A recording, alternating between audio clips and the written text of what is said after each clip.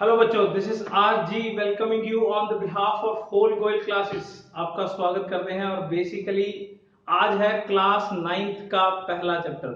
Fine. So basically अपने पहले ही lecture में हम लोग सिर्फ और सिर्फ इंट्रोडक्शन करने वाले हैं इस सब्जेक्ट के प्रति। मैं आपको पूरे साल पढ़ाने वाला हूं केमिस्ट्री। फाइन। तो साइंस का एक पार्ट है हमारे पास, दैट इज केमिस्ट्री, एंड यही हमारा आज का सबसे पहला क्वेश्चन है। क्या है केमिस्ट्री? किसे बोलते हैं केमिस्ट्री? सोचिए। सो केमिस्ट्री बेसिकली साइंस की वो ब्रांच है, देखो कईयों के दिमाग में आ रहा होगा कि जिसमें रिएक्शनें होती हैं, बिल्कुल होती हैं। जिसमें एटम होते हैं। जिसमें कंपाउंड होते हैं। जिसमें मॉलिक्यूल होते हैं, बिल्कुल होते हैं। पर केमिस्ट्री है क्या? इसमें क्या कुछ होता है वो तो पता है, पर व्हाट इज केमिस्ट्री? क्या चीज है जो बेसिकली ये डिफाइन करती है कि ये केमिस्ट्री है? ठीक है ना। अपने आजू बाजू क्या खाना बन रहा है, पक रहा है, क्या वो केमिस्ट्री है? बर्फ जम रही है, क्या वो केमिस्ट्री है? कोई चल रहा है, क्या वो केमिस्ट्री है? वो तो फिजिक्स लग रही है। क्लियर? तो केमिस्ट्री है क्या? Basically chemistry is that branch of science which deals with matter,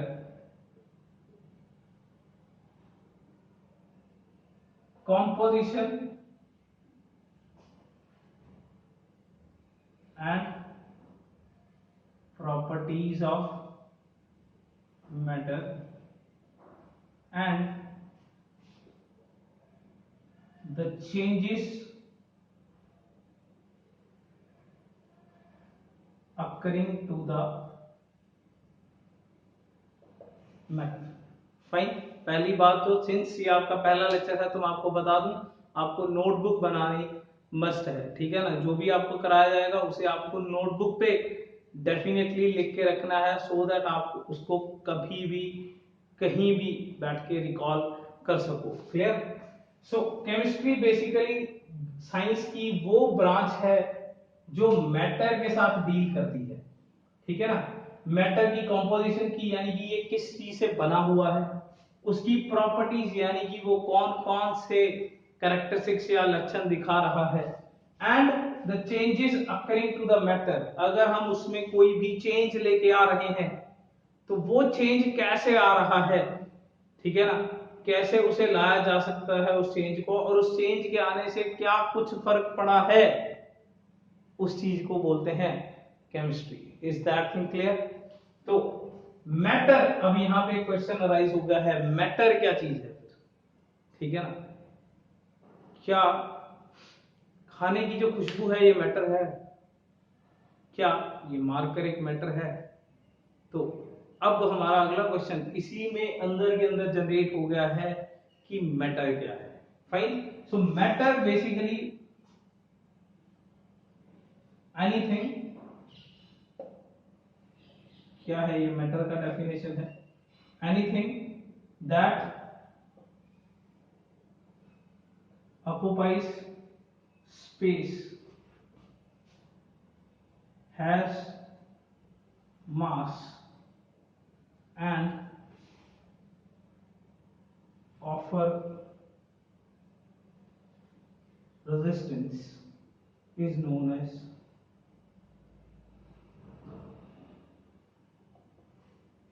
matter. यानी कि मैटर हर वो चीज है, एनीथिंग हर वो चीज है जिसने स्पेस में जगह घेरी हुई है, occupies the space,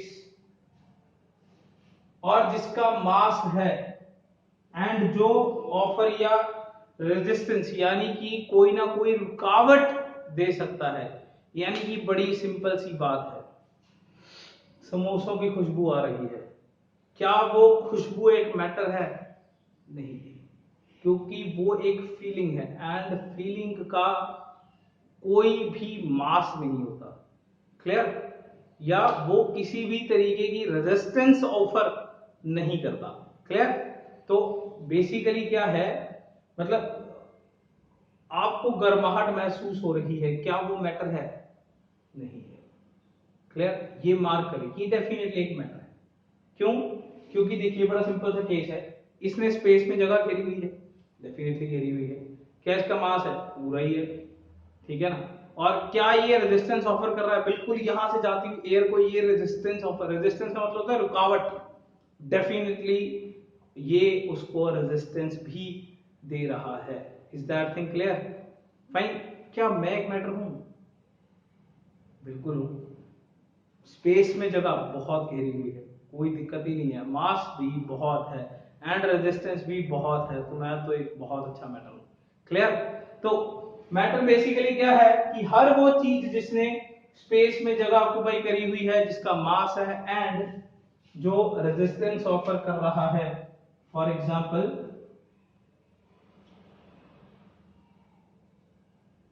marker book, आपकी नोटबुक, आपका पेन, ये सब कुछ मैटर है, ठीक है ना। यानी कि मैटर में हर वो केमिकल भी आ गया जिसकी आप बात कर रहे होंगे कि भाई केमिस्ट्री तो वो चीज है जो ये केमिकल के साथ डील करती है, तो वो भी आ ही गया ना, सब मैटर के अंदर ही आ गया है। क्लियर? तो कोई भी आपको आपको पानी का पता है, पानी इज H2O, ठीक है ना। क्लियर? या कोई एसिड ले लो HCl, या जो भी कार्बन डाइऑक्साइड, जितनी भी चीजें हैं ये सब क्या है? मैटर है, ठीक है ना। पर मैं उसे प्यार करता हूं, ये जो प्यार है ये एक फीलिंग है, ये एक मैटर नहीं है। क्लियर? भावनाएं, feelings are not matter. Is that thing clear? कोई दिक्कत? आगे हम मैटर को क्लासिफाई करते हैं कि आगे मैटर किन किन तरीकों का होता है। पहले एक दो लेक्चर में हम लोग सिर्फ और सिर्फ बेसिक थोरो लेने वाले हैं क्लास का, सो दैट हमें केमिस्ट्री में पता चले कि हम लोग कर रहे हैं क्या वाले हैं, then we will proceed with the chapter. कोई दिक्कत? So next is classification of matter. So next is classification of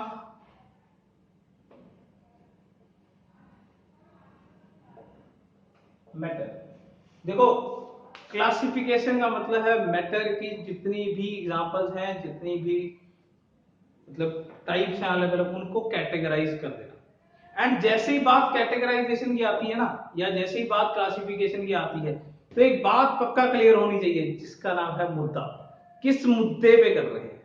suppose class में 10 बच्चे बैठे हैं, ठीक है ना, आप उनको दो लाइनों में सेपरेट करना चाहते हो, तो वो बहुत तरीकों से सेपरेट किए जा सकते हैं।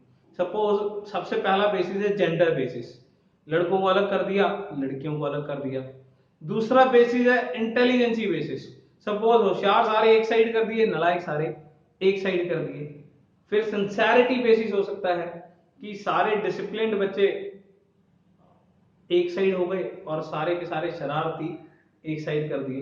फाइन। तो क्लास में क्लासिफिकेशन करने के बहुत तरीके होते हैं, और वैसे ही मैटर में भी क्लासिफाई करने के बहुत तरीके होते हैं, ठीक है ना। एक जनरल ओवरव्यू सा समझने की, देखो वैसे तो क्लासिफिकेशन के बहुत तरीके हैं, हम पूरे साल में बहुत ज्यादा पढ़ेंगे, तो एक जनरल सी अप्रोच से मैं बेसिकली दो तरीके समझाना चाहूंगा, so that you will get to know कि what is meant by classification and मुद्दा क्या चीज होती है। Clear?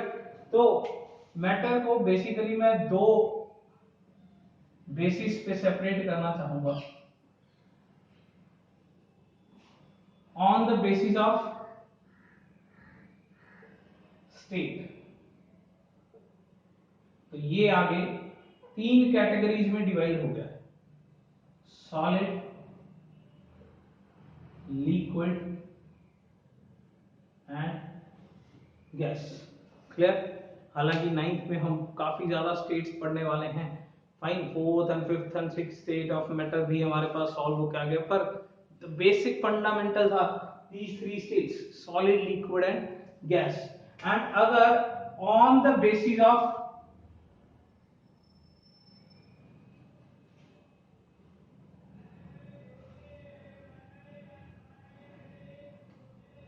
ratio of constituent particles देखूं, या आप इसे on the basis of directly composition कह सकते हैं, तो इसे दो तरीकों में कैटेगराइज करते हैं।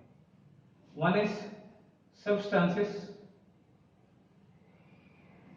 Second one is mixtures. On the basis of composition हम मैटर को दो हिस्सों में सेपरेट आउट करते हैं। One is substances, second one is mixtures. Clear? तो सब्सटेंसेस क्या चीज होती है, ठीक है ना? सब्सटेंस होता है in which the constituent particles are in a fixed ratio. For example, water. ध्यान देंगे जरा, जिसके कॉन्स्टिट्यूएंट पार्टिकल्स मतलब जो जो उसके अंदर प्रेजेंट है। क्लियर? पानी के अंदर क्या क्या चीजें प्रेजेंट है? देखो दो, एक तो H, एक O। H is hydrogen, O is oxygen. दो एटम्स प्रेजेंट है, एक हाइड्रोजन का एक ऑक्सीजन का। कितने हाइड्रोजन है? दो। कितने ऑक्सीजन है? एक। क्या ऐसा पॉसिबल है कि तुम्हारे घर पे जो पानी आ रहा है वो H3O है? या हमारी तो बहुत चलती है केमिस्ट्री में और हमारे घर का पानी H4O आता है? ऑब्वियसली नॉट पॉसिबल, ठीक है ना? किसी के घर पे, चाहे वो प्रधानमंत्री क्यों नहीं है, उसके घर पे H2O की बजाय पानी H3O नहीं आ सकता, और H2O2 या ऐसा कुछ तो कभी भी नहीं आ सकता। इसका मतलब पानी चाहे कहीं का भी है, चाहे किसी समुद्र का है और चाहे नल से निकाला गया है, चाहे तुम लैब में बना लो, पानी तो H2O ही रहेगा। यानी कि हाइड्रोजन दो ही रहेंगे, ऑक्सीजन एक ही रहेगा, जिसके कॉन्स्टिट्यूएंट पार्टिकल्स को कभी वेरिएबल नहीं देखा जा सकता, हमेशा फिक्स रहता है कि इतना ही है। उस चीज को क्या बोला जाता है? सब्सटेंस। फाइन? हर वो चीज जिसके कॉन्स्टिट्यूएंट पार्टिकल्स फिक्स्ड हैं उसे हम बोलते हैं substance. And in which the constituent particles are in या are not in fixed proportion। Mixture क्या चीज है? जिसके कॉन्स्टिट्यूएंट पार्टिकल एक फिक्स रेशियो में या फिक्स्ड प्रोपोर्शन में नहीं है। यानी कि सब्सटेंस तो वो चीज है जिसके फिक्स्ड प्रोपोर्शन में है, एंड मिक्सचर वो चीज है जिसके फिक्स्ड प्रोपोर्शन में नहीं है। ऐसी कौन सी चीज? देखो मैं बड़ी सिंपल सी एग्जांपल लेता हूँ। हमारे यहाँ ना 3 गोलगप्पे वाले बड़े फेमस है, फाइन, चाट वाले बड़े फेमस है, ठीक है ना? फाइन, पहले वाले का नाम है राजू, और दूसरा वाला जो है वो है बीकानेर वाला, एंड तीसरा जो है वो है आगरा चाट भंडार वाला। फाइन, तो 3 लोग हैं, कौन कौन? राजू, बीकानेर वाला एंड आगरा चाट भंडार वाला। अब तीनों के गोलगप्पे के पानी की अगर मैं बात करूं, पहले वाला जो राजू है वो काफी ज्यादा तीखा पानी बनाता है, जबकि बीकानेर वाला काफी ज्यादा मीठा पानी बनाता है। क्लियर? एंड जो आगरा वाला है वो मीडियम सा पानी बनाता है। क्या हुआ? तीखा, मीठा और मीडियम। क्यों? क्योंकि उसने बेसिकली मिर्च और पुदीना काफी ज्यादा डाला था, एंड इस बंदे ने चटनी बहुत ज्यादा डाली है, एंड इसने दोनों का ही एक इक्वल सा प्रोपोर्शन दिया है। क्या तीनों के गोलगप्पे के पानी को कुछ अलग अलग बोला जाता है? नहीं ना, सेम ही तो बोला जाता है। हम तीनों के ही गोलगप्पे के पानी को एक गोलगप्पे के पानी का सॉल्यूशन ही बोलेंगे। इसका मतलब जब तीनों में कोई फर्क ही नहीं है, पर कॉम्पोजिशन में तो फर्क है। इसने मिर्च ज्यादा डाली थी, चटनी कम डाली थी, इसने चटनी ज्यादा डाली थी, मिर्च कम डाली थी, और इसने दोनों ही चीजें इक्वल हिसाब में डाली, पर तीनों का ही जो बेसिकली बन के आ गया सॉल्यूशन वो गोलगप्पे का पानी कहलाता है। एक बड़ा सिंपल सा एक और एग्जांपल लेता हूं। आपने 1 गिलास दूध लिया, मैंने 1 गिलास दूध लिया, उसमें आपने 1 चम्मच स्कैश डाला, मीठा पानी डाला और मैंने उसमें 2 चम्मच स्कैश डाला, मेरा भी एक मीठा सोल्यूशन बन गया है, आपका भी एक मीठा सोल्यूशन बन गया है। आपने 1 गिलास पानी लिया, उसमें 1 चम्मच चीनी मिलाया, आपका भी शुगर सोल्यूशन है। मैंने भी 1 गिलास पानी लिया पर 2 चम्मच चीनी मिलाई, मेरा सोल्यूशन भी शुगर सोल्यूशन है। जो आपने बनाया वो भी शुगर सोल्यूशन है, जो मैंने बनाया वो भी शुगर सोल्यूशन है, पर दोनों ने कंपोनेंट तो अलग अलग लिए। तुमने 1 चम्मच डाला था, मैंने 2 चम्मच डाले हैं, क्या कॉन्स्टिट्यूएंट पार्टिकल सेम है? नहीं है। तो वो जिनके कॉन्स्टिट्यूएंट पार्टिकल्स फिक्स्ड रेशियो में नहीं होते उन्हें हम बेसिकली क्या बोलते हैं? मिक्सचर्स। फाइन, यानी कि शुगर सॉल्यूशन। ठीक है ना, समझ आना जरूरी है यार। लिखने को तो यहां गोलगप्पे का पानी भी लिख सकते हैं, nobody can make it wrong. Fine, कोई गलत नहीं है, बस समझ आना चाहिए। हर वो चीज जिसके कंपोनेंट्स की को थोड़ा सा बदला जा सकता है, कंपोनेंट्स की रेशियो को थोड़ा सा बदला जा सकता है, वो क्या है? मिक्सचर। एंड वो जिसके कंपोनेंट्स के रेशियो को फिक्स रखा जाना है वो बेसिकली क्या है? तो हमने मैटर को 2 हिसाब से क्लासिफाई कर लिया। ये तो था स्टेट, क्लियर है ना? ये तो बहुत आसान है, छोटी क्लास वाला है। एंड ये है basically on the basis of composition. Composition का मतलब समझ आ गया ना? तो कितने कॉन्स्टिट्यूएंट है, कॉम्पोजिशन किस किस चीज से मिलके बना है। तो वो जो किस किस चीज से मिलके बना है, अगर वो फिक्स है तो सब्सटेंस है, अगर वो फिक्स नहीं है, नॉट, तो वो बेसिकली क्या है? मिक्सचर है। क्लियर? अब जब हमने मिक्सचर चालू कर ही लिया है तो मिक्सचर को थोड़ा सा और क्लासिफाई करते हैं, ठीक है ना? पर उससे पहले एक बात समझेंगे, सब्सटेंसेस में काफी ज्यादा फेमस है, substances are always pure. Substances जो होते हैं ना वो हमेशा प्योर होते हैं, ठीक है ना? इसी बात के लिए कई बार इसे प्योर सब्सटेंसेस लिखा हुआ होता है। मैं नहीं कहता आप इसे प्योर सब्सटेंसेस लिखो, तुम सीधा सब्सटेंसेस लिख सकते हो। क्यों यार? बड़ा सिंपल सा फैक्ट है। मतलब मैंने लिखा है कि मिसेस राधा कुमारी और ब्रैकेट में फीमेल लिखूं, कितनी की जरूरत है फीमेल लिखने की? है क्या? मेरे को साफ साफ पता चल रहा है कि मिसेस भी तो फीमेल ही बताता है, राधा भी लड़की का ही नाम लग रहा है, एंड कुमारी भी तो लड़की के पीछे लगता है। अब मैं ब्रैकेट में मेंशन भी कर रहा हूं कि ये लड़की है, ही इज फीमेल, क्या जरूरत है? तो वैसे ही जब सब्सटेंस पता ही है कि प्योर ही होता है तो फिर प्योर सब्सटेंस लिखने की क्या जरूरत है? Fine, only substance is enough. Clear? तो सब्सटेंस प्योर क्यों है, हमेशा ये प्योर क्यों है? वो इस बात के लिए क्योंकि इसकी प्रोपोर्शन को कभी भी बदला नहीं जा सकता। Why the substances are always pure? The reason is क्योंकि इसका प्रोपोर्शन हमेशा क्या रहता है, इसके कॉन्स्टिट्यूएंट पार्टिकल्स का प्रोपोर्शन हमेशा क्या रहता है? फिक्स। जब वो बदल ही नहीं सकता, जब मेरे घर पे आया हुआ पानी और तुम्हारे घर पे आया हुआ पानी बदल ही नहीं सकता तो फिर प्योर ही हुआ ना। फाइन। और कई कह देते हैं नहीं सर उसमें मिट्टी कंकर था, तो भाई वो पानी नहीं है, वो मिट्टी वाला पानी है। तुमने 1 गिलास पानी में 1 चम्मच मिट्टी मिलाई, मैंने 1 गिलास पानी में 2 चम्मच मिट्टी मिलाई, तो अब वो मिट्टी वाला पानी है, वो तो मिक्सचर हो गया। पर पानी, अकेला पानी तो एक सब्सटेंस है क्योंकि उसके अंदर हाइड्रोजन और ऑक्सीजन का रेशियो हमेशा फिक्स है। कोई दिक्कत? फाइन। तो आगे बढ़ते हैं, मिक्सचर को थोड़ा सा कैटेगराइज कर लेते हैं। हाउएवर हम इसके बारे में ज्यादा डिटेल चैप्टर में आगे करेंगे, पर एक बार थोड़ा सा कैटेगराइज कर लेते हैं मिक्सचर्स को। मिक्सचर्स जो हैं वो 2 तरीके के हैं। वन इज होमोजीनियस,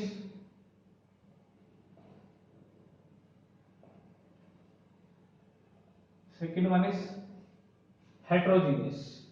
मिक्सचर्स 2 तरीके के हैं, होमोजीनियस एंड हेट्रोजीनियस। होमोजीनियस का मतलब क्या है? The mixture which is same throughout। Fine, यानी कि जो शुरू से लेके एंड तक बिल्कुल सेम है, देखो इसका एग्जाम्पल नहीं होता, मतलब कहने को देखा जाए तो, क्योंकि अगर आपने पूरा ढंग से मिक्स कर रखा है, इतना अच्छे से मिक्स कर रखा है कि पहला और आखिरी बूंद का सेम कॉम्पोजिशन आ रहा है, तो वो होमोजीनियस हुआ। जैसे शुगर सोल्यूशन, आपने जब चीनी मिक्स करी, इतनी अच्छे से मिक्स कर दी कि पहली बूंद में जितनी चीनी आ रही थी उतनी ही आखिरी बूंद में चीनी आ रही है, तो वो क्या है? होमोजीनियस। एंड हेट्रोजीनियस क्या हुआ? Which is not same through out.